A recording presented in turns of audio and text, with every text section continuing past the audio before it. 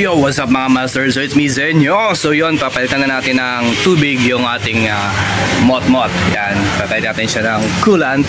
So yung gamit natin na coolant ngayon is yung Yamaha coolant. So pre-mix na siya, so hindi ko na kailangan mag-mix ng tubig. So yun, so sasalin na lang natin to. So bago natin salin yan, kailangan nating i-drain ang tubig ng motor. So kailangan muna nating tanggalin yung tubig ng motor. So para natin siya i-drain, so kikita niyo yung bolt dito, yan yung drain niya. And then dito, so kailangan na ng allen para buksan to. So bago nyo buksan yan mga master, kailangan malamig muna yung makina nyo. So galing ako labas kanina, so yun, malamig na. Yan, so pwede nating hawakan. Yan, pwede na, malamig na. So yun, so open muna natin to. Yan. And then pag na-open natin yan, open natin to para lumabas yung tubig. So yan is yung dito sa cap ng radiator. Yan. So make sure na hindi mainit yung makina. Alright? So yan.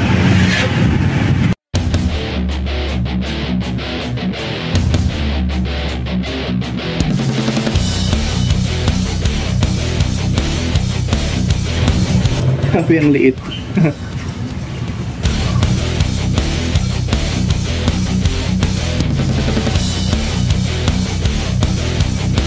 So napakakunti na lang, no? No, nito na lang yung tubig niya.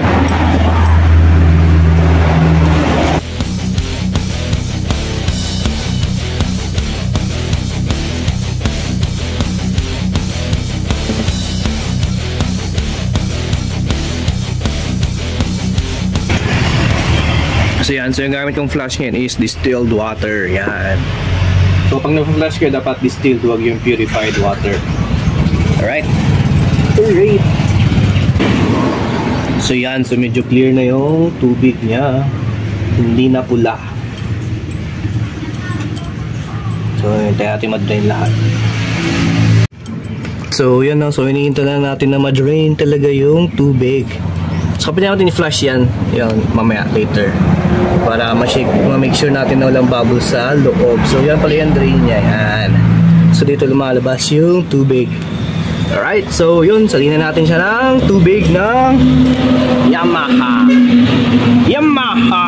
Yan, so pre-mix na to, so no need na mag-add ng water. Right? So yan, so dito natin ilalagay yung tubig niya. So dito yung lalagyan ng tubig. So dyan yung radiator niya. So dyan natin ilalagay yung coolant na bago. Yan, so yan, so lagyan na natin mga master. Okay.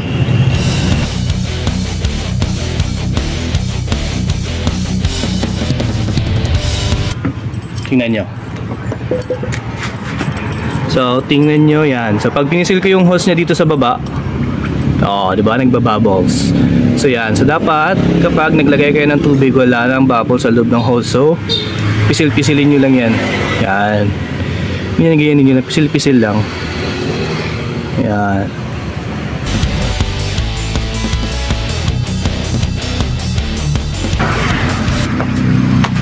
Yan. So dito tayo tapos madali. Dito tayo remove ng bubble. So para ma-remove or ma-make sure natin na dumadalo yung tubig niya. So nakita niyo tong arrow top na to. Yan. So ito yung papaluwagan natin. Okay? Para yung mga bubbles lumabas. Yan.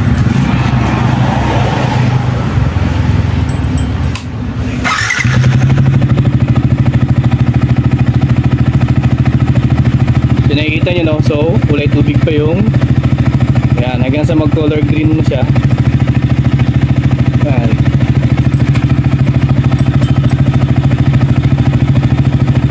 Sa mag color blue ba yan? Yan. So make sure natin na wala naman yan. So kung napansin nyo, yan, so nawala ng laman yung radiator. Yeah, so sasalinan natin ulit ng tubig. Yan. Ganyan lang. So wala kasi tayong assistant, no? So ganito pag mayroon tayong assistant, kasi pag pinapaandar natin, pinapadrain natin sa kabila, nagsasalin siya dito. Yan, yun yung maganda.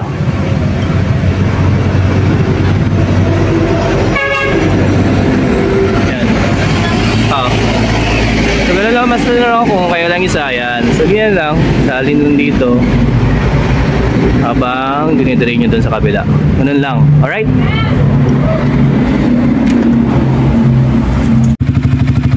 So yan mga master na. So napapansin nyo, wala nang bubbles na lumalabas sa radiator. Yeah. So ang gagawin natin is i-close na natin yan. Okay? So yan. Yan lang kadali magpalit ng coolant. Yan. Kadalakas tayong kasama nito, no? Kaya ganun. Alright?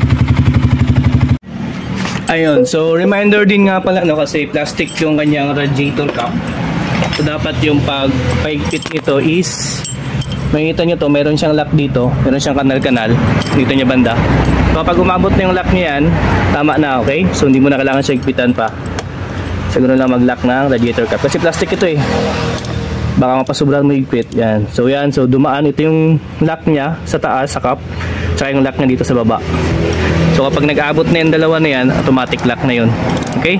So huwag mo na masyadong higpitan. Hanggang doon lang yung kaya niya. So yan. So pag nag-aabot na, yan, tulad yan, lock na yan, secure na yan siya. Okay? So yan lang mga master. Huwag nyo lang masyadong pasikipan kasi plastic to. Alright? So yan lang. Just a friendly reminder.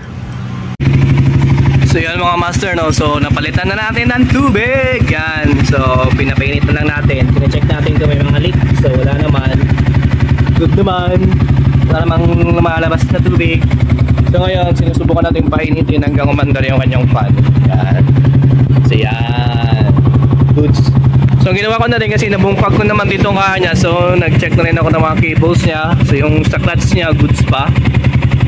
Ito na lang medyo may tama, pero goods pa naman. Mga tatlo pa naman yung putol na cable niya. Okay pa naman to. Okay pa naman, no? Wala pa nang kuhan. Hindi ko naman siya problema. Yan. So goods pa siya.